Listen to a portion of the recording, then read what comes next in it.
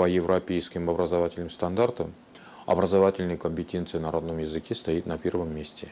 То есть человек, который не знает родного языка, не умеет читать, писать, не считается образованным человеком и не дается ему документов об образовании. Почему, например, образование в России происходит на русском языке, а образование на английском языке более престижнее, сами знаете. Если дать образование на английском языке, было бы сколько экономически выгодно. Не надо перепечатывать учебники, можно пользоваться оксфордскими нормальными, хорошими, современными учебниками. Не надо будет переводить фильмы, можем смотреть в оригинале, они же все равно в Голливуде делаются. Но это делается для сохранения языка русского. Но это естественно, это должно быть. Но в России не только русские живут. Тоже учился вот в Балтасях.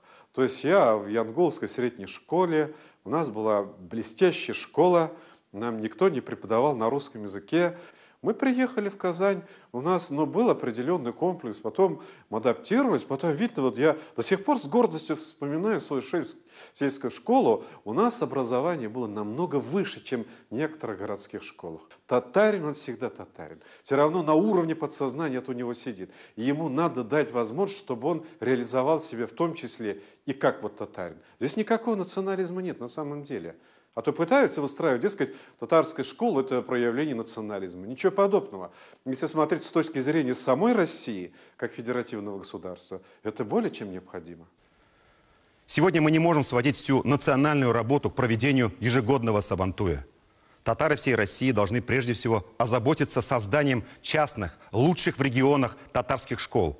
А Татарстан должен помогать в становлении таких школ, прежде всего, организационно, кадрами и образовательными методиками. Вы знаете, я с ними полностью согласен. Богатым, успешным татарам уже пора прекратить строить только мечети. Надо строить храмы науки, вкладывать деньги в образование. Мы должны создать условия для постоянного воспроизводства Тукаев, Гаязов Исхаки, Туфанов Миннулиных, Марселей Салимжановых, Меркасимов Усмановых, Рашидов Сюняевых. Система татарского национального образования России должна формировать духовных лидеров, способных развить татарскую национальную идею и сделать ее привлекательной для миллионов татар. Формирование татарской национальной элиты с помощью конкурентоспособного образования – вот, на мой взгляд, главная проблема татарского национального вопроса сегодня.